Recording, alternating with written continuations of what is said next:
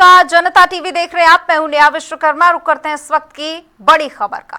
देहरादून से बड़ी जानकारी। देहरादून में सीएम धामी का कार्यक्रम है और ब्लड कंपोनेंट सेपरेशन यूनिट को लेकर वर्चुअल शुभारंभ किया जाएगा। दोपहर 3 बजे जॉली ग्रांट पहुंचेंगे सीएम पुष्कर सिंह धामी। उपराष्ट्रपति की विदाई कार्यक्रम में सीएम शामिल होंगे। जॉली ग्रांट राज्य अतिथि गृह में विदाई कार्यक्रम का आयोजन है। इसके बाद कैंप कार्यालय में शासकीय कार्य करेंगे सीएम। तो बड़ी जानकारी इस वक्त की बता दें आपको, तमाम तैयारियां पूरी हो चुकी हैं। देहरादून में सीएम धामी का कार्यक्रम है और कार्यक्रम को लेकर तमाम तैयारियां पूरी हो चुकी हैं। वर्चुअल माध्यम से कार्यक्रम का शुभारंभ किया जाएगा। दोपहर 3 बजे जॉली ग्रांट पहुंचेंगे सीएम। उपराष्ट्रपति की विदाई कार्यक्रम समारोह में शामिल होंगे। जॉली ग्रांट राज्य अतिथि गृह में कार्यक्रम का आयोजन किया गया है। तमाम तैयारियां पूरी हो चुकी हैं। इसके बाद कैंप कार्यालय में शासकीय कार्यक्रमों का भी आयोजन है। सीएम धामी का बेहद अहम कार्यक्रम ब्लड कंपोनेंट सेपरेशन यूनिट कार्यक्रम का वर्चुअली माध्यम से शुभारंभ किया जाएगा और दोपहर 3 बजे जॉली ग्रांट पहुंचेंगे सीएम पुष्कर सिंह धामी। उपराष्ट्रपति की विदाई कार्यक्रम में सीएम शामिल होंगे। जॉली ग्रांट राज्य अतिथि गृह में विदाई कार्यक्रम का आयोजन है। इसके बाद कैंप कार्यालय में शासकीय कार्य करेंगे सीएम। बड़ी जानकारी, तमाम तैयारियां पूरी हो चुकी हैं। सीएम पहुंचेंगे। इसके बाद कार्यक्रमों की शुरुआत होगी। ब्लड कंपोनेंट सेपरेशन यूनिट का वर्चुअली शुभारंभ किया जाएगा। दोपहर 3 बजे जॉली ग्रांट पहुंचेंगे सीएम धामी। बड़ी जानकारी देहरादून से। कार्यक्रम को लेकर तमाम जो तैयारियां हैं वो पूरी हो चुकी हैं। सीएम के दौरे को लेकर तमाम तैयारियां पूरी कर ली गई हैं। सीएम पहुंचेंगे और इसके बाद कार्यक्रमों की शुरुआत हो जाएगी।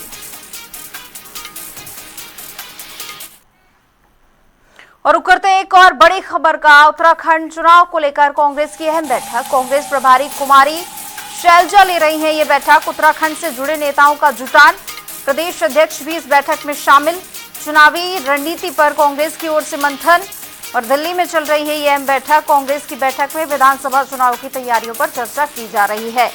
तमाम दल 2027 विधानसभा चुनाव को लेकर तैयारियां तेज कर चुके हैं। इसी बीच कांग्रेस की ओर से भी उत्तराखंड चुनाव में किस तरह से वापसी करनी है, क्या कुछ रणनीतियां बनानी है, अहम चर्चा शुरू हो चुकी है। बड़ी जानकारी इस वक्त की। उत्तराखंड चुनाव को लेकर कांग्रेस की अहम बैठक चल रही है और इस बैठक में कांग्रेस प्रभारी कुमारी शैलजा मौजूद है, बैठक ले रही हैं। उत्तराखंड से जुड़े नेताओं का जुटान इस मीटिंग में है। तमाम बड़े चेहरे इस मीटिंग में शामिल हुए हैं। प्रदेश अध्यक्ष भी इस मीटिंग में मौजूद हैं। चुनावी रणनीति पर कांग्रेस की ओर से अब मंथन शुरू हो चुका है। दिल्ली में कांग्रेस की अहम बैठक चल रही है और इस मीटिंग में विधानसभा चुनाव को लेकर क्या कुछ तैयारियां करनी है, किन मुद्दों पर फोकस करना है, कई अहम मुद्दों पर चर्चा शुरू हो चुकी है।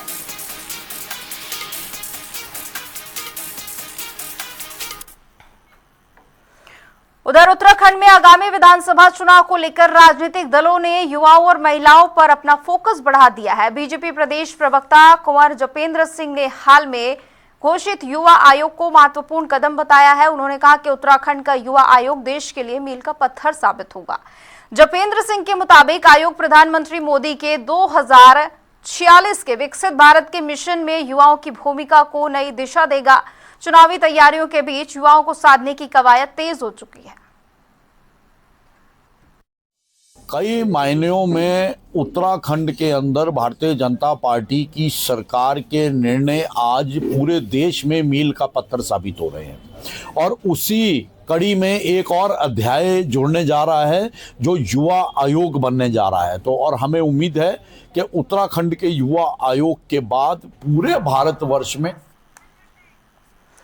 उधर उत्तराखंड में विशेष गहन पुनरीक्षण यानी एसआईआर को लेकर सियासी बयानबाजी भी तेज हो चुकी है। कांग्रेस प्रदेश अध्यक्ष गणेश गोदियाल ने मतदाता सूची से नाम हटाए जाने को लेकर बीजेपी पर गंभीर आरोप लगाए। उन्होंने कहा कि एसआईआर के जरिए गलत तरीके से लोगों के नाम हटाए जा रहे हैं और ये गलती नहीं है बल्कि जानबूझ के ये कार्रवाई की गई है। गोदियाल ने आरोप लगाया कि बीजेपी राजनीतिक लाभ के लिए ऐसा कर रही है। कांग्रेस ने कहा कि पात्र मतदाताओं के नाम हटवाए जाने का विरोध किया जाएगा। कोई फॉर्म भी बीजेपी के थे, अब भी एसआईआर के मामले में जो आप भी बीजेपी के थे, अब भी बीजेपी में शामिल हो गए। क्या बुराई है? अब बीजेपी के जिन वरिष्ठ लोगों ने श्रीनगर के उस समय उनको शामिल नहीं होने दिया, अब उन्होंने शामिल किया है। तो मैं उम्मीद करता हूं कि बीजेपी के वरिष्ठ पदाधिकारी अब अगली बार में वहां मेयर बनेंगे और मजबूत होंगे, तो कोई दिक्कत नहीं है मुझे। हाँ, एक जरूर मुझे दिक्कत की बात है कि एक पार्षद कांग्रेस के थे जो उनके साथ वो भी शामिल हुए, पर मुझे बड़ा खेद हुआ इस बात का कि ऐसे समय में जो पार्षद शामिल हुए वो अनुसूचित वर्ग से आते हैं। उधर उपराष्ट्रपति सीपी राधाकृष्णन गुरुवार को देहरादून से सड़क मार्ग के जरिए मसूरी पहुंचे और एलबीएस राष्ट्रीय प्रशासन एकेडमी पहुंचने पर निदेशक ने उनका स्वागत किया। उपराष्ट्रपति ने पूर्व प्रधानमंत्री लाल बहादुर शास्त्री, सरदार वल्लभ भाई पटेल की प्रतिमाओं पर पुष्पांजलि अर्पित की। इसके बाद वो साल 2024 बैच के आईएएस प्रशिक्षुओं के दूसरे चरण के प्रशिक्षण के समापन समारोह में मुख्य अतिथि के रूप में शामिल होंगे और प्रशिक्षु अधिकारियों को संबोधित भी करेंगे। उपराष्ट्रपति के दौरे को लेकर मसूरी में सुरक्षा के कड़े इंतजाम किए गए हैं।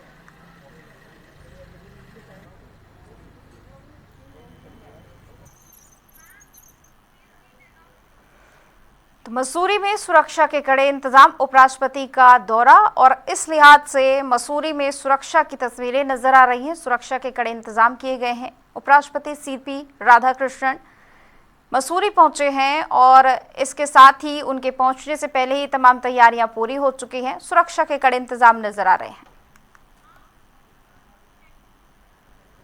उधर उत्तराखंड में विधानसभा चुनाव से पहले राजनीतिक दलों में सियासी हलचल तेज हो गई है। श्रीनगर की निर्दलीय मेयर आरती भंडारी ने भाजपा की सदस्यता ग्रहण कर ली। उनके साथ नगर निगम के 10 पार्षद भी बीजेपी में शामिल हुए, जिनमें 8 निर्दलीय, 2 कांग्रेस पार्षद। मेयर और पार्षदों के भाजपा में शामिल होने पर कांग्रेस प्रदेश अध्यक्ष गणेश गोदियाल ने तंज कसा। उन्होंने कहा कि ये सभी लोग पहले से ही बीजेपी की विचारधारा के थे, इसलिए उनके भाजपा में जाने से हमें कोई फर्क नहीं पड़ता। भी बीजेपी के थे, अब भी बीजेपी में शामिल हो गए, क्या बुराई है। अब बीजेपी के जिन वरिष्ठ लोगों ने श्रीनगर के उस समय उनको शामिल नहीं होने दिया, अब उन्होंने शामिल किया है, तो मैं उम्मीद करता हूं कि बीजेपी के वरिष्ठ पदाधिकारी अब अगली बार में वहां मेयर बनेंगे और मजबूत होंगे, तो कोई दिक्कत नहीं है मुझे। हाँ, एक जरूर मुझे दिक्कत की बात है कि एक पार्षद कांग्रेस के थे जो उनके साथ वो भी शामिल हुए, पर मुझे बड़ा खेद हुआ इस बात का कि ऐसे समय में जो पार्षद शामिल हुए वो अनुसूचित वर्ग से आते हैं। और निषाद पार्टी के राष्ट्रीय संयोजक प्रवीण निषाद हरिद्वार पहुंचे, जहां उन्होंने दक्षिण काली मंदिर में विशेष अनुष्ठान में हिस्सा लिया। आचार्य महामंडलेश्वर स्वामी कैलासानंद गिरी के आशीर्वाद लिया और उन्होंने निषाद समाज के आरक्षण अधिकारों की लड़ाई सड़क से सदन तक जारी रखने की बात कही। प्रवीण निषाद ने कहा कि निषाद केवट, मल्लाह और बिंद समाज को उनका संवैधानिक अधिकार और सम्मान दिलाना प्राथमिकता है। उन्होंने एनडीए सरकार पर भरोसा रखने और युवाओं से बहकावे में नहीं आने की अपील की है। हमारे परम पूज्य गुरुदेव जी कैलासानंद गुरु जी का आशीर्वाद लेने के लिए मैं उत्तर प्रदेश से चल के यहाँ पर हरिद्वार पहुँचा हुआ हूँ और इनका दिव्य और भव्य स्वरूप देखकर मन बड़ा ही प्रफुल्लित होता है। पर हम लोग समर्थन में वन नेशन वन इलेक्शन, क्योंकि इससे देखिए धन का अपव्यय होता है, ऊर्जा का अपव्यय होता है, सारे लोग व्यस्त रहते हैं, हर साल कोई न कोई चुनाव आ जाता है। वन नेशन वन इलेक्शन से क्या है कि जब राजस्व हमारे सरकार का बचेगा तभी हम लोग एक्स्ट्रा काम कर पाएंगे। एकदम निश्चित तौर पर 2027 की रणनीति बन चुकी है हमारी पार्टी की, निषाद पार्टी की, और बड़े मजबूती के साथ हम लोगों ने संकल्प लिया है और उसी संकल्प की देन है कि 2013 में हम लोगों का संगठन खड़ा हुआ, 2016 में पार्टी रजिस्टर्ड हुई और मात्र 11 सालों में हम लोगों ने 11 विधायक बनाकर सरकार में हिस्सेदारी लेने का काम किया है। और बड़े भाई के रूप में हमारी भारतीय जनता पार्टी एनडीए है और जैसा भी आगे वार्तालाप होगा, हम लोग उत्तर प्रदेश में तो चुनाव लड़ ही रहे हैं और अन्य राज्यों में भी, जैसे छत्तीसगढ़ 2028 में होना है, उत्तराखंड में भी होना है, हम लोग सहयोगी दल के रूप में हमारी अहम भूमिका रहेगी। उधर उत्तराखंड का भूस्खलन प्रबंधन मॉडल अब दूसरे राज्यों में भी पहचान बन रहा है। यूएलएमएमसी से पहली बार तकनीकी सेवाओं से 4.21 लाख रुपए की राजस्व अर्जित किया गया। सहारनपुर की खारा हाइड्रो इलेक्ट्रिक परियोजना के जरिए डीपीआर तैयार किया गया। तकनीकी पर्यवेक्षण की जिम्मेदारी निभाई गई। जनवरी 2025 में टीम ने परियोजना स्थल पर निरीक्षण किया था। तकनीकी संस्तुतियों के आधार पर भूस्खलन रोकथाम कार्य अंतिम चरण में है। केंद्र अब तक 8 से अधिक महत्वपूर्ण डीपीआर तैयार कर चुकी है।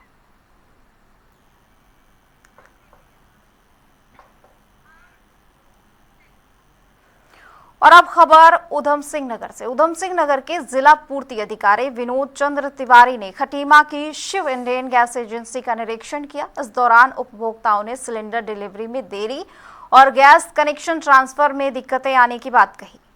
इसी के साथ ही डीएसओ ने मामले को गंभीरता से लेते हुए एजेंसी मैनेजर और सेल्स ऑफिसर से पूरे मामले में जानकारी ली। उन्होंने गैस आपूर्ति और होम डिलीवरी व्यवस्था तत्काल सुधारने के निर्देश दिए। साथ ही कनेक्शन ट्रांसफर के लिए क्षेत्रीय खाद्य अधिकारी कार्यालय या फिर संबंधित गैस एजेंसी में आवेदन करने की जानकारी दी। मैंने आज शिव इंडियन गैस एजेंसी का गहन निरीक्षण किया था सुबह पहुंचकर। तो वहाँ पे काफी लोगों ने अपनी समस्याओं के बारे में हमें अवगत भी कराया और फिर हमने मैनेजर को वहाँ पे तलब किया। वो एजेंसी की जो मैनेजर है वो भी यहाँ पर आई। तो मुख्य समस्या लोगों की ये थी कि कुछ की बुकिंग बहुत लंबे समय से थी जिन्हें सिलेंडर नहीं मिल पाया था, और दूसरी कुछ लोग अपने जो कनेक्शन है वो भी वहाँ से दूसरी एजेंसी में ट्रांसफर करवाना चाहते, जिसमें असुविधा का सामना करना पड़ रहा था। उधर हरिद्वार के टिहरी विस्थापित क्षेत्र के पास नदी में मगरमच्छ दिखाई देने से हड़कंप मच गया। सूचना मिलते ही वन विभाग की रेस्क्यू टीम मौके पर पहुंची और कड़ी मशक्कत के बाद मगरमच्छ को सुरक्षित पकड़ लिया गया। इसके बाद उसे सुरक्षित स्थान पर छोड़ दिया गया। मगरमच्छ दिखाई देने के बाद आसपास में दहशत का माहौल बना हुआ था। वन विभाग ने लोगों से अपील की है कि जंगली जानवर दिखाई देने पर तुरंत उसके पास नहीं जाएं, बल्कि वन विभाग को सूचना दें।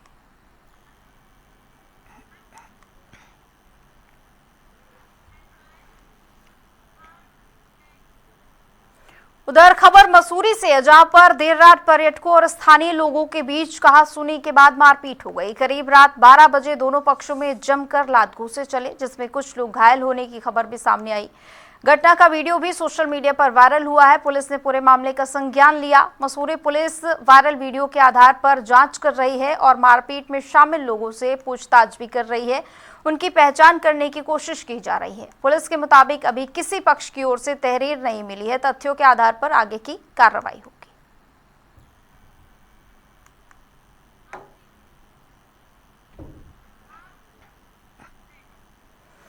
और काशीपुर के प्रतापपुर चौकी क्षेत्र में सड़क किनारे खड़ी कार से मिले संजीव कुमार के शव के मामले में पुलिस ने 48 घंटे में खुलासा कर दिया है। शुरुआती जांच में हादसा लग रहा था, लेकिन मामले में गले में चोट के निशान मिलने के बाद हत्या का खुलासा हुआ। पुलिस के मुताबिक मृतक की पत्नी निशा नाबालिग नौकर के साथ मिलकर हत्या की साजिश रची थी। सीसीटीवी, मोबाइल लोकेशन और फोरेंसिक साक्ष्यों के मामले में पूरी कड़ियां जुड़ती हुई नजर आई। आरोपी पत्नी को गिरफ्तार किया गया है, जबकि किशोरों पर कानूनी कार्रवाई जारी है।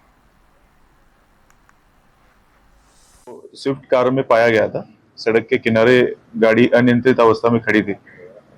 तो उसमें शुरुआत में जो हमारे पास सूचना आई थी वो रोड एक्सीडेंट की आई थी। तो हमारी पुलिस टीम ने मौके पे पहुंचते हुए उस शव को वहां से बरामद किया और उसकी शिनाख्त जो है संजीव कुमार के रूप में हुई, जो कुंडेश्वरी क्षेत्र काशीपुर के रहने वाले हैं।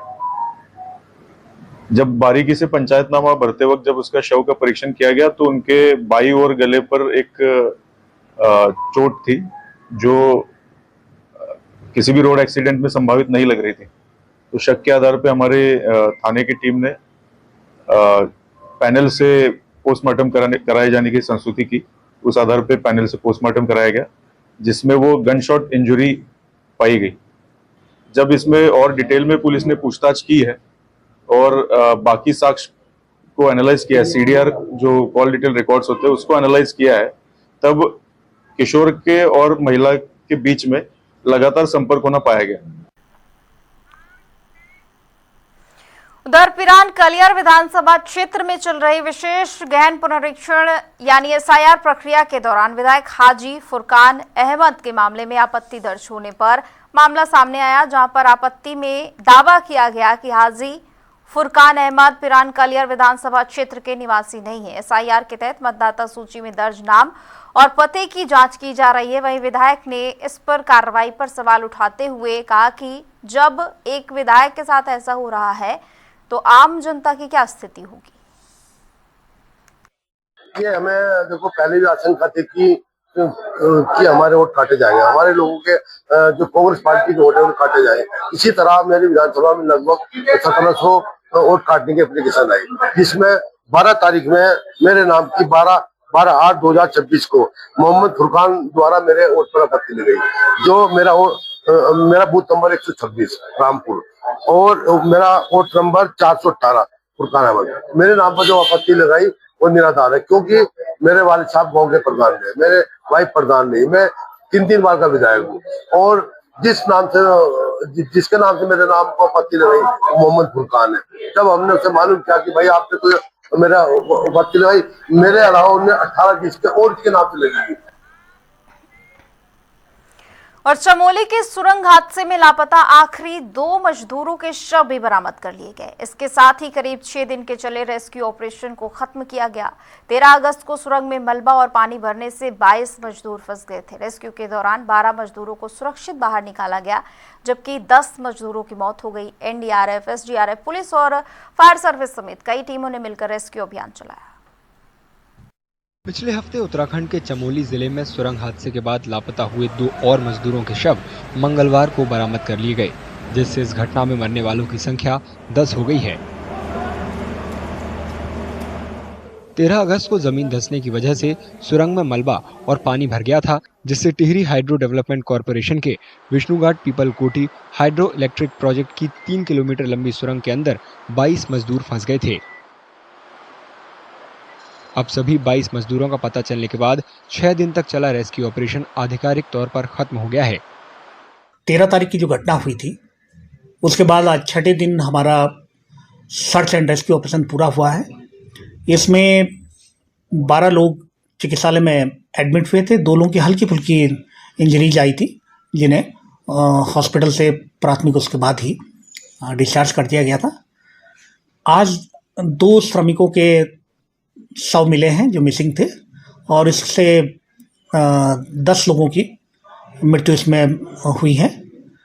और अब कोई भी कार्मिक न तो मिसिंग है और न इस प्रकार से कोई मिसिंग होने की कोई सूचना हमारे पास है। इस बचाव अभियान में कई एजेंसियां एक साथ लगीं। एनडीआरएफ, एसडीआरएफ, पुलिस और अग्निशमन दल के कर्मचारियों ने सुरंग के अंदर भारी कीचड़ और मुश्किल हालात के बीच ऑपरेशन पूरा करने के लिए आपस में मिलकर काम किया। हमारे NDRF, SDRF, police, fire service, इन्होंने इस रेस्क्यू ऑपरेशन में प्रशंसनीय कार्य किया। सीआईएसएफ की जो टीम वहाँ पर रहती है, उनके द्वारा भी एक्सेस कंट्रोल में महत्वपूर्ण भूमिका निभाई गई।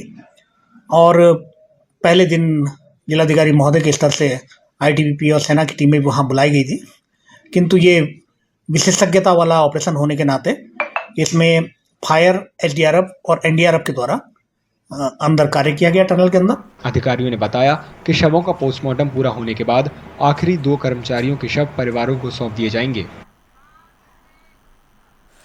और श्रीनगर से निर्दलीय मेयर आरती भंडारी ने एक बार फिर से घर वापसी कर ली। उन्होंने 10 निर्दलीय पार्षदों के साथ बीजेपी ज्वाइन की। 2025 में हुए नगर निगम चुनाव में उन्हें बीजेपी से टिकट नहीं मिला था।